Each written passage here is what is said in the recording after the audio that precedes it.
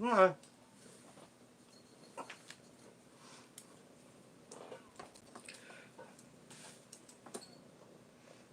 One.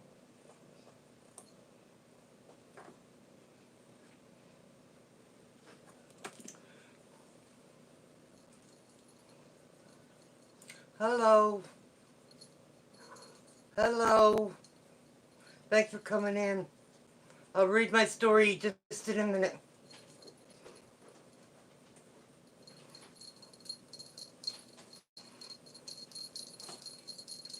You know, whoever you are, you can't come in and talk.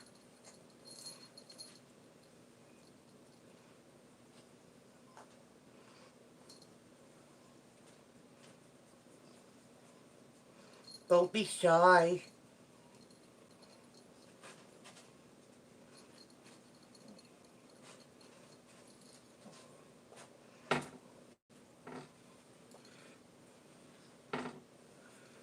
You done being babied now? Hmm? Pet the kitty. Hold on.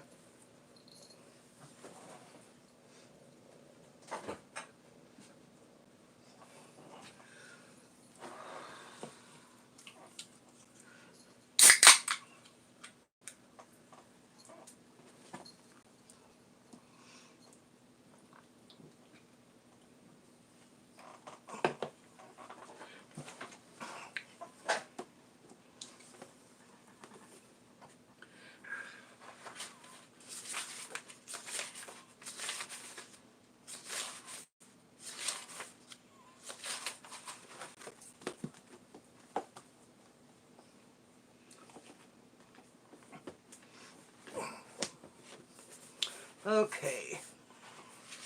Truckers. Abraxas. Where you been? I haven't seen you in a while.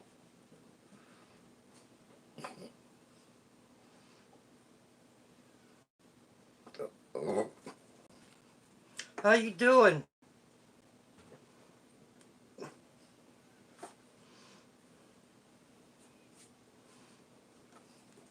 Have you talked to JoJo lately?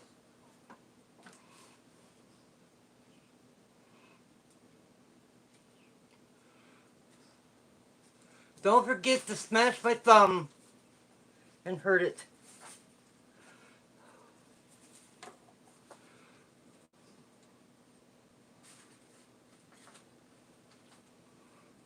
Oh.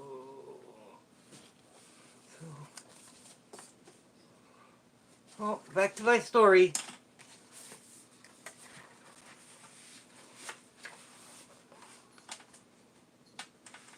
Working, having. Oh, you have it? And if you have it, why are you working? Oh, okay.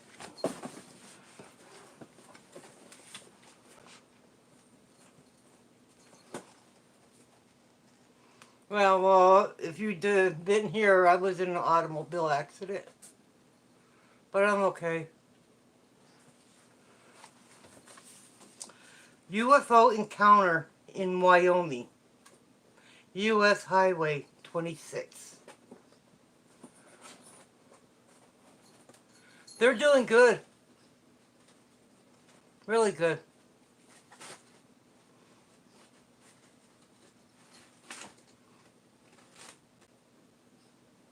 Hey, Kay! Hello! How you feeling tonight?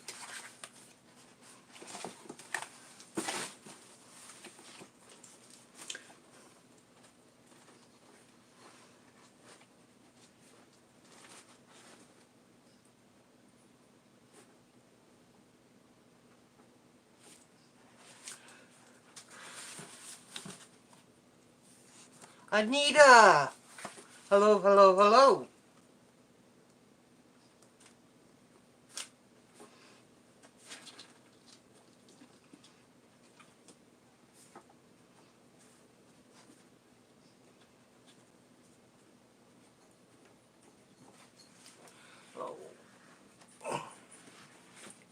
I know I'm on late tonight.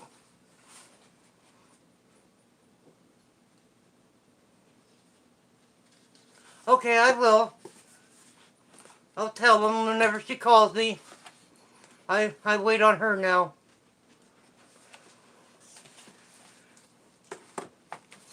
Well, the story tonight so far.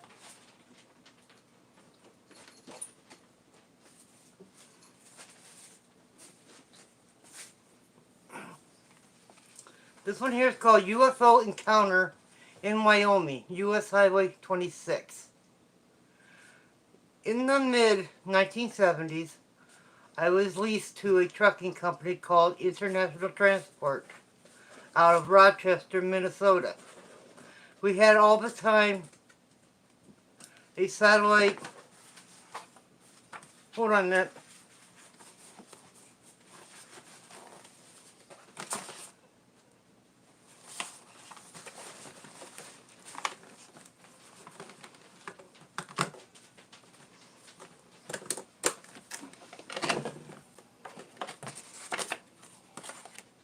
Well,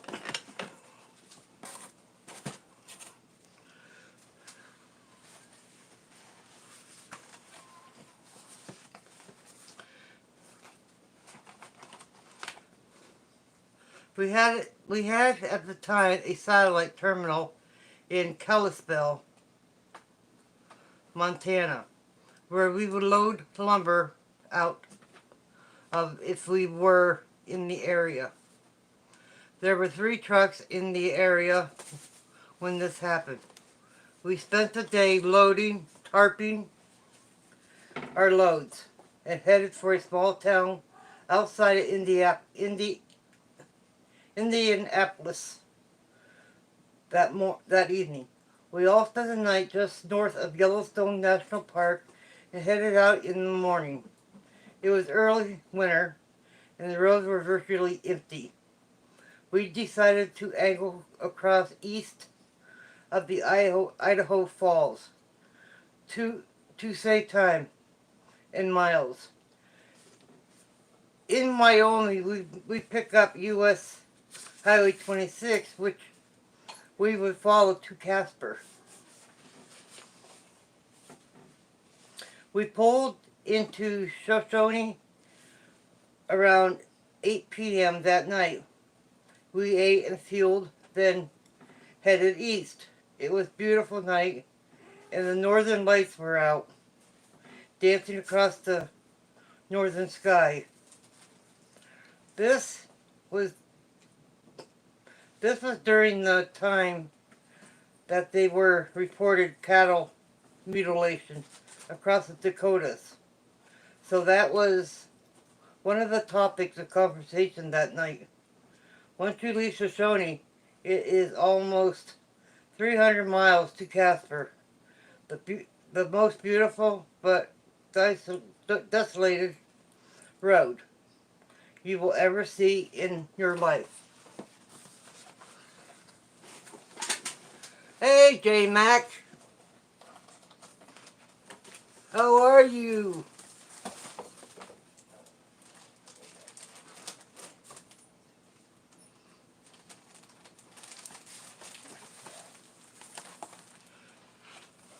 Your life. CB radios were just coming into vogue, and it was a real treat if you had someone you could run with that had one too. Jesus. The 3 of us had radios, and we decided to stay together so we could have someone to talk to. We stayed about 2 miles apart and spent the evening talking about one thing or another. Mainly just pissing and moaning about the company and the loads. There was what looked to be a meteor shower that night. The sky was alive with lights and burning trails. With no city lights to obstruct the view, it was absolutely breathtaking. It was about 2 o'clock in the morning when the lead truck came on the radio telling whoever was behind him to quit screwing around and get rid of the high beams. Then a few minutes later, he was asking where we disappeared to. Few minutes after that, he would say that he saw us again. It was a little confusing as we were at least 2 miles apart. I was in the middle, and I knew for a fact that I didn't see his trailer lights. The more he talked about the bright lights in his mirrors, the more meteors there were in the sky. We started joking that he needed to keep his eyes on the road and not in the night sky. He started getting really agitated, swearing at us, calling us names. Then he apparently sped up to get away from us because his signal was getting weaker. Hey, Corral. How are you?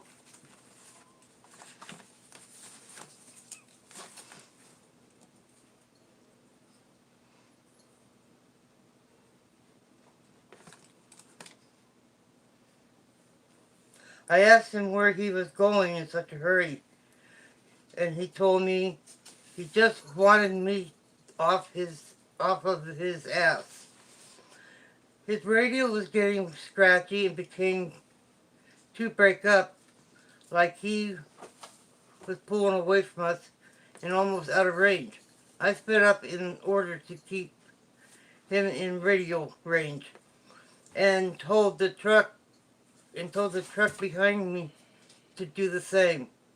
We were flying along this empty road when we came to a set of hills. The third hill we came to had a really bright light just on the other side. But as we were cresting the top of the hill, the light went out.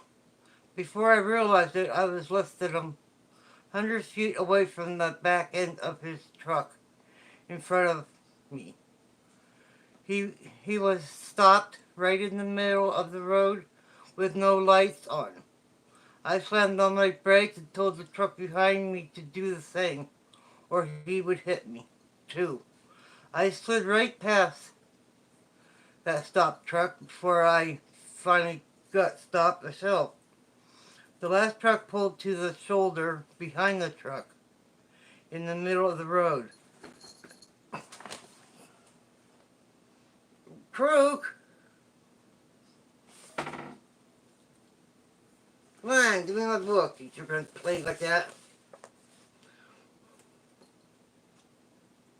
As I got out of the truck, I could smell burning rubber and wood.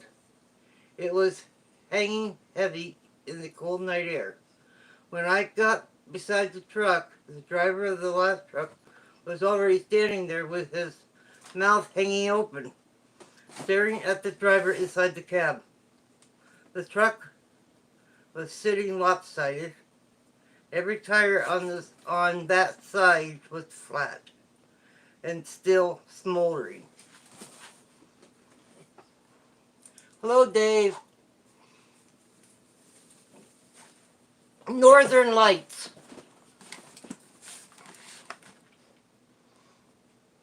I can get out there.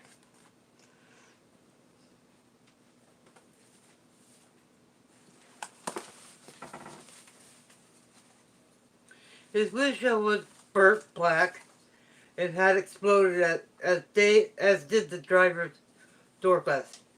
His truck was dark green and school bus yellow, as were ours, company colors. But it was black now. At least one side of it was.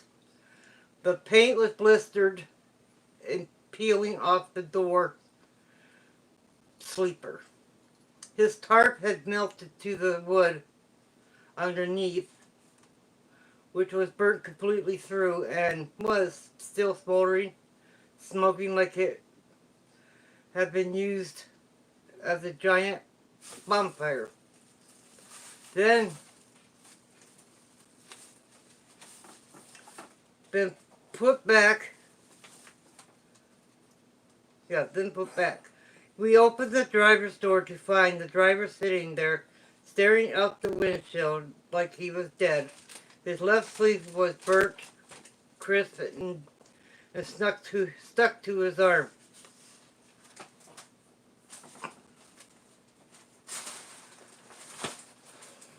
I always lose myself. Which was also burnt, almost black.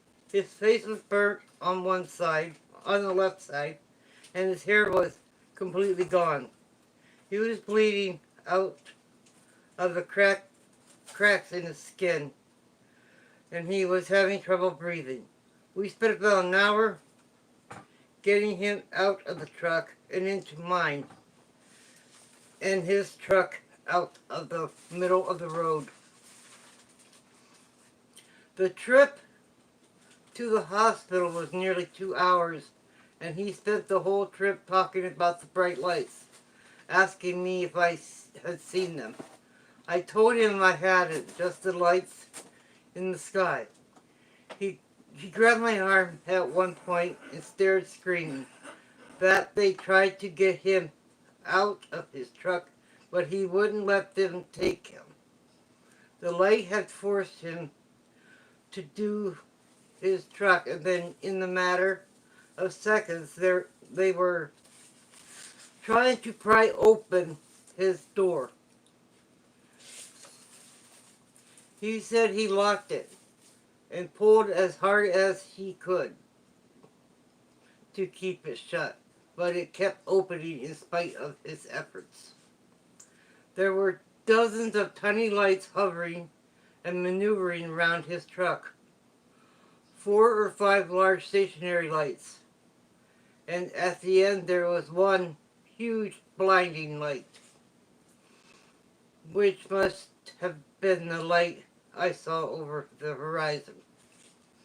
He said there were half a dozen of these things walking around his truck, touching it, shaking it, and trying to get inside. They were tall enough to look inside the window of the cab over truck, while still standing on the ground. I only come to just below the middle of the door, and I'm 6'2". At the hospital, they sedated him when they admitted him. I didn't see him again for almost 3 months, but they towed his truck to Rochester, where it sat in the corner of a yard for almost 2 years. He suffered second and third degree burns over 25% of the left side of his body and lost the sight in his left eye. I personally have never seen a UFO, but to this day, I would swear that my friend has.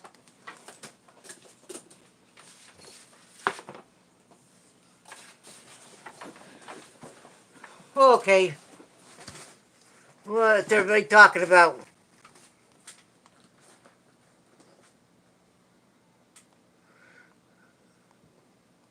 Crypt Keeper, hello!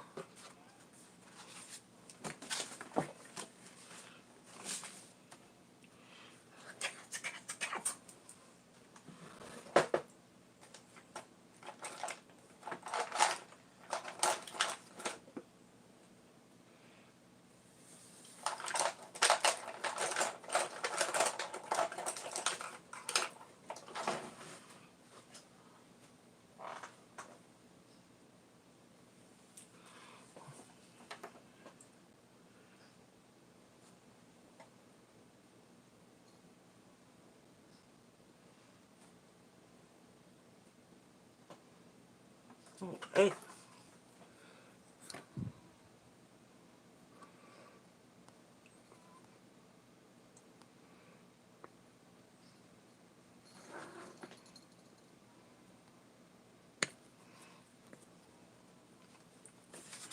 Hi, Dory. You're getting... What are you doing to me?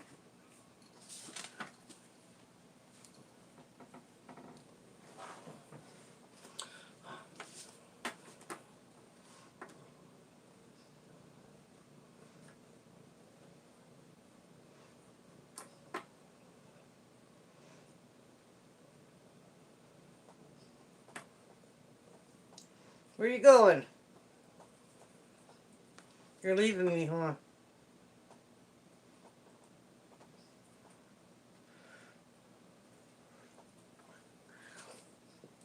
Ow!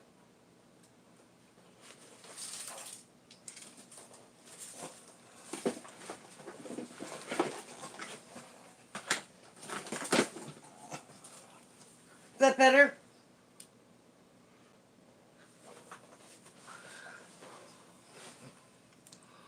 Oh. So what has everyone been up to? If you haven't, will you please hit the thumb?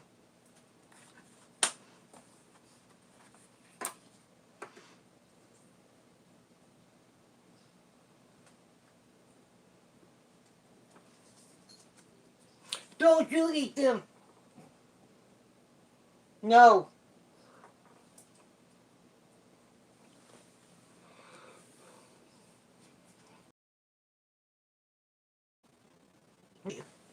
She usually lays down on my chest and I pet her. I hold her like a baby.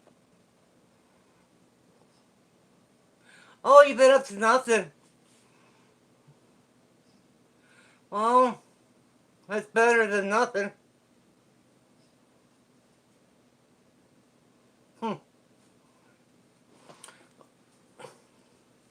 Yeah, I gotta. My next step is Monday the 25th. I think it is Monday on the 25th.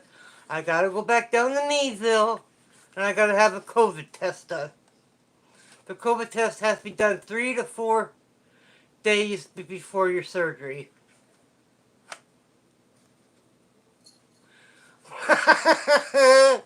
You need a little work. You need something to do, Anita.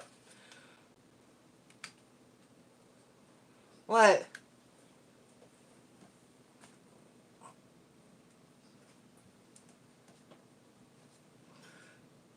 Pain in my butt head.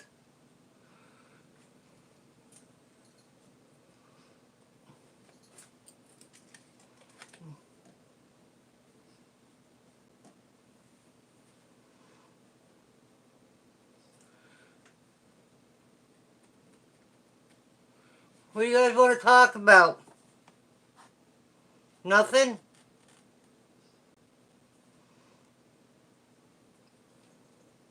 Do you mind?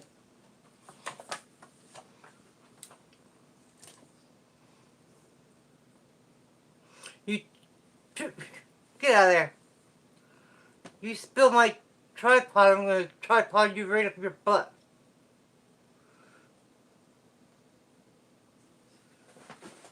Well, I was just gonna move my hand, you just sat on my leg. I did. I went to Meadville today. I gave blood. I have a permanent mark where they take blood out of me. Uh,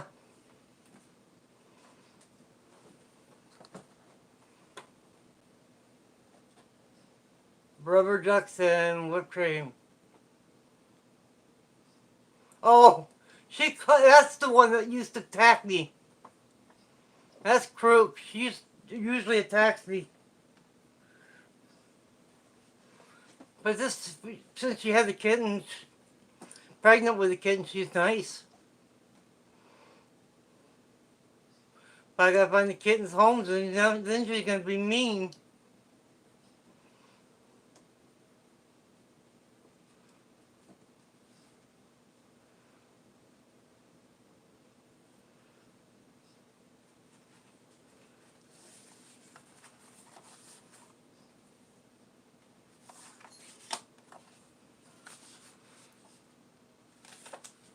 You're the king of ridiculous statements. Gary?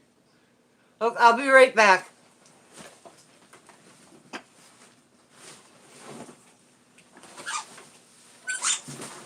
I found a toy. Yes. Yeah.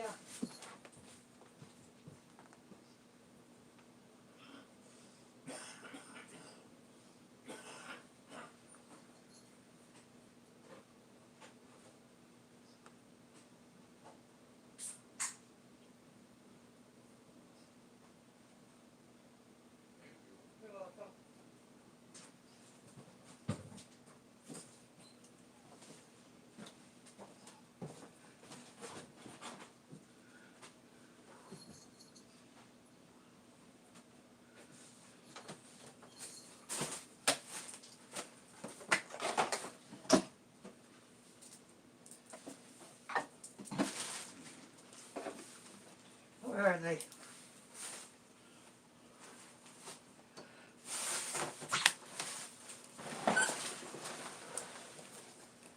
I don't know where they're at.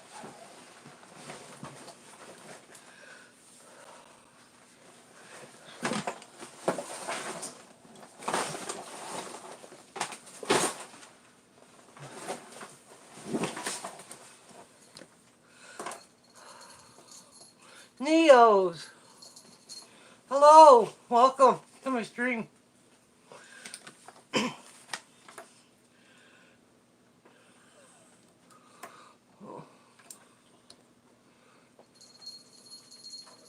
Who is Thomas? Thomas? Did I miss someone?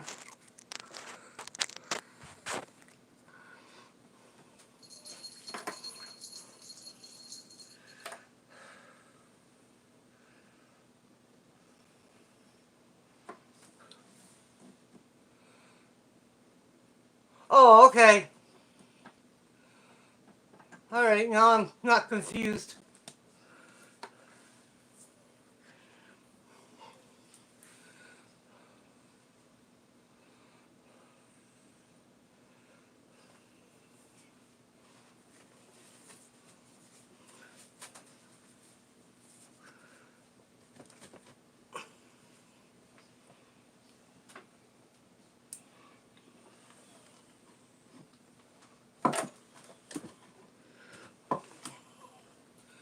Okay.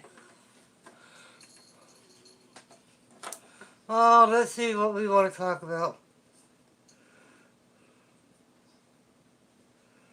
Uh, I'm going to read another story in about 15 minutes. I gotta look for one. My bells hasn't rang yet.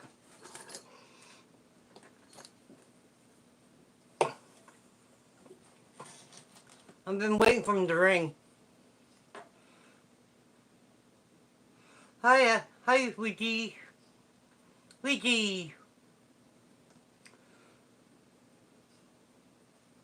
Hi, J-Matt. I got the whipped cream in the freezer. But I don't have a duck.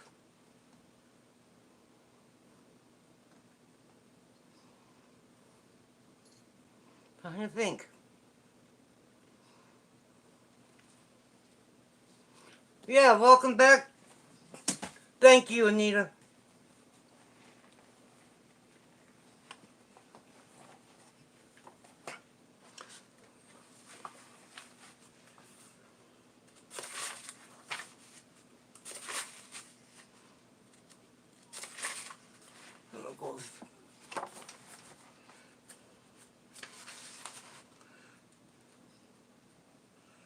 Okay. I got the third one. Okay.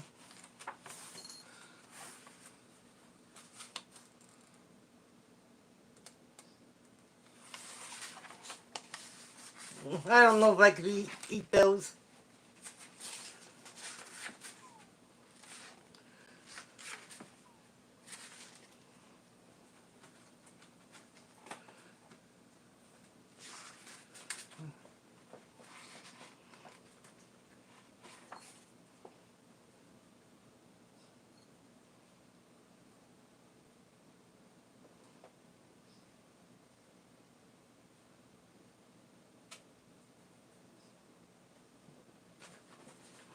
Okay. Where's that one next?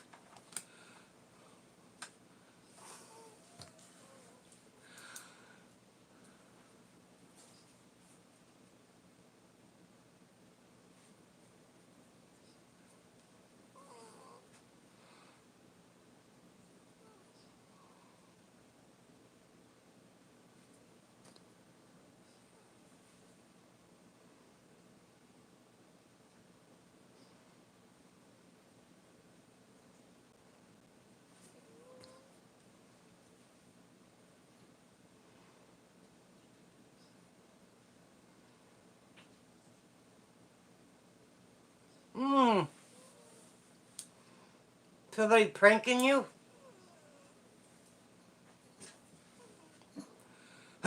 Tell Em I said hello.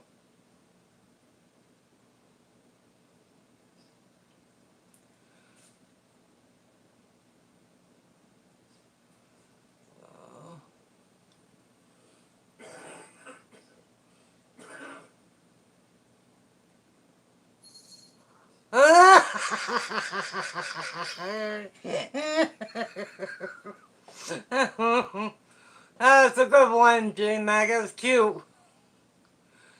I wasn't. I wasn't sure where it was going.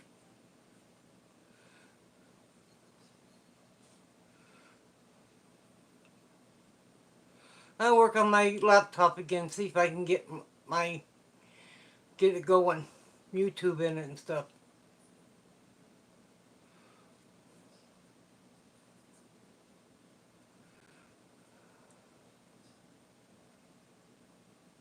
Well, that's what they do, Dad. Well, it ain't Daddy-O.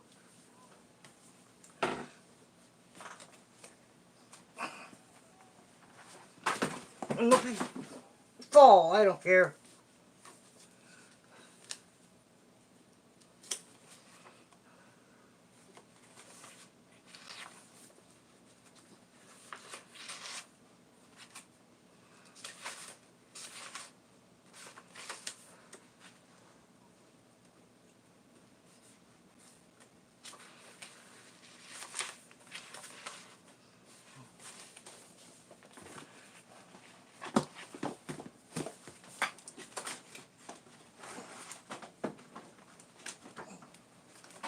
I got a project I'm working on. Yep. I'm going around Corey, take pictures and stuff. I bet you guys were.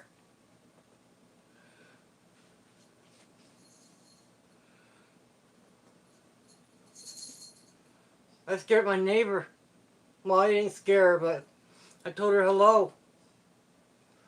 She was looking for you. She couldn't find me till I stood up.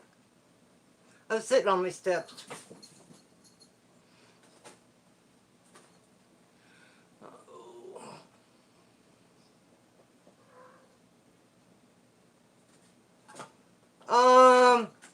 That's probably because she got blocked.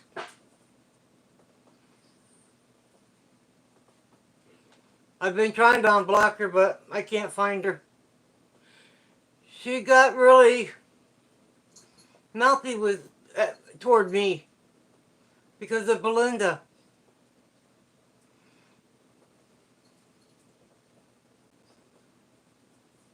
I can't find her.